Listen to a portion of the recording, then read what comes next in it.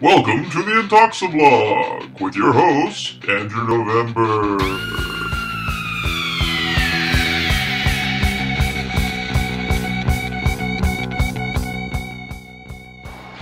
Well, ladies and gentlemen, it looks like we're going to have a very impromptu Intoxiblog tonight.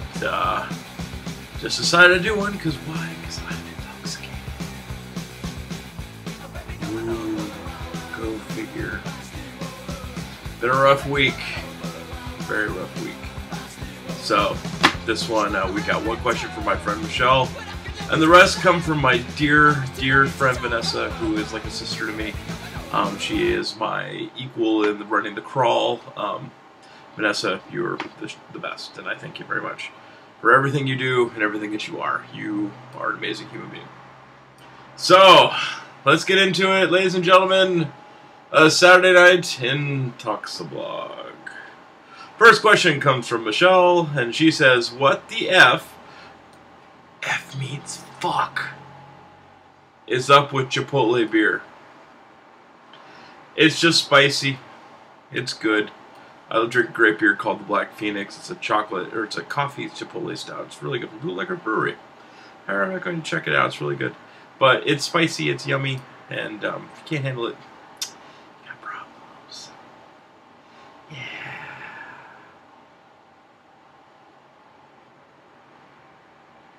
Okay, the rest of the questions come from Vanessa. Let's start from the beginning. What do you do with absinthe if you can't get all the fancy spoons and sugar? Well, Vanessa remembers one incident that probably happened in this apartment once when I was married back in the day.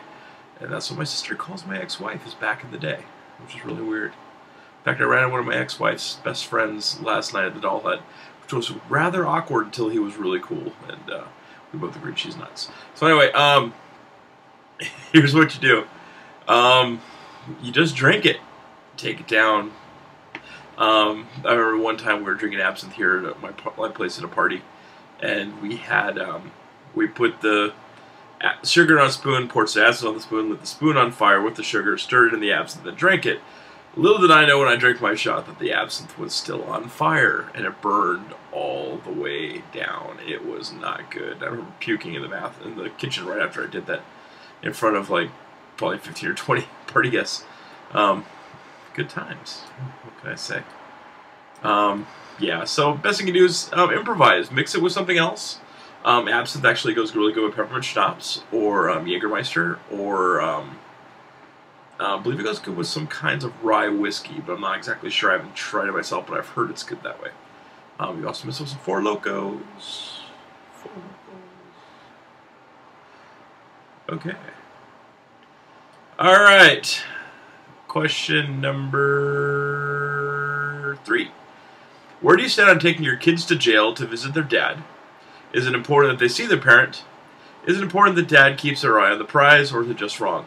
The parent should still take an active role in the kid's life, as long as it's in a disciplinary way and done appropriately. This is a very tricky question to ask, Vanessa, and I understand where you're coming from on this, given what you may or may have not seen in the past couple weeks. A dad's a dad, and a dad should take care of their kid. That's just the way it goes. Even if he's in an incapacitated state, the dad should be at least available for emotional content. Maybe a little bit less of a disciplinary action, but more of an encouraging action. So, I don't believe on taking kids to see the dad in jail. I think it's really odd. But if that's what's going on, sometimes the kids just gotta see their dad. Maybe it'll help them realize that they don't want to be criminals in the future. The dad should keep his eye on the prize. Absolutely. There's a way out as long as they go through it. Unless they're serving life with no instance of parole, then they're fucked. So there's that question. Question number, is this number 4? I can't remember. It's been a really long week, guys. Is there a proper way to pay? Do you have to pray? Do you have to say it out loud? Certain actions amplify our prayer, like kneeling and folding hands. No, absolutely not. I don't want to say that I pray, but I definitely talk to God on the toilet sometimes, because that's the best place you can talk to God. Because you usually go, oh God, oh, let it out, let it out. come on, ice cream. That kind of thing. But no, I don't think anything. Your brain to God, if you believe in God, is a note to God, and that's fine. I honestly don't believe in prayer. I think it's... You can hope, but I don't pray. Hope is another form of prayer. And praying means you denote to one God. And when someone says they're going to pray for me and they pray for my friend, you're fucking insulting me. Hope that someone feels better. Hope that someone's going to get through something. Don't pray for them, because then you're forcing your religion on them. And if they fail, then there's no God. But ruffle some feathers, don't give a shit. Okay. This is a great question. This is the last question for the night. Then I'm going to call it a night and probably pass out and do what I need to do. And this is word for word what Vanessa says. I called this the sleepy blog. Okay, so Vanessa says, okay, there's a Spanish TV show where special people, i.e. Down syndrome, lip sync to songs called Casa de los Sueños, she thinks.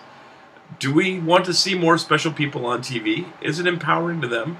Or will it always be a super hilarious joke to us? Might I bring up the whole situation of the 90s TV show Life Goes On, where we had the lovable little Down syndrome kid named Corky. Where's Corky now? No fucking clue. Was it empowering? To a point, if you're an emo 13-year-old girl who watches the show over and over. I remember my older sister crying at a couple of the episodes because they were so just sad. But, no, I think equal rights for everybody. The sad thing is that people with Down syndrome or people who are special or people who are special needs are going to get made fun of. Sorry, I'm not laughing at them. They're going to get made fun of no matter what. And sadly, that's the way America goes. Because everyone thinks if someone's different than them, it's okay to laugh. I am a good point. I get laughed at a lot because I'm a big dude. But you know what? If I get up in their face, they're not laughing anymore. But these kids who are Down syndrome or special or whatever you call it, excuse me, they deserve all the equal treatment that we get everybody else. They have an extra chromosome. Maybe they're extra special that way because they got an extra and we don't. Maybe the way that people are supposed to be. Like crazy people. Maybe crazy people are sane and we're crazy, so who knows. But, will it always be a super hilarious joke to us? Unfortunately, it will be. Because people are jerks sometimes. Not you, Vanessa, but some people are. Alright, so I guess that's the Intoxiblog. I've had one entry for the Intoxiblog guest host contest. It came from my buddy Bill.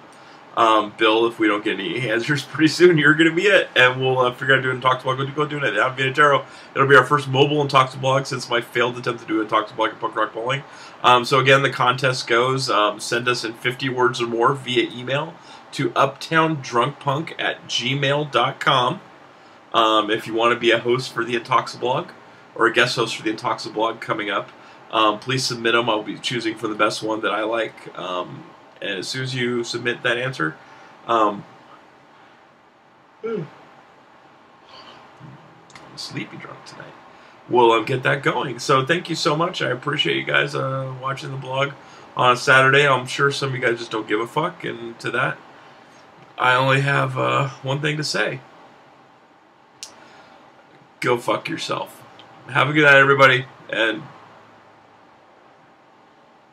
fuck everything. Bye.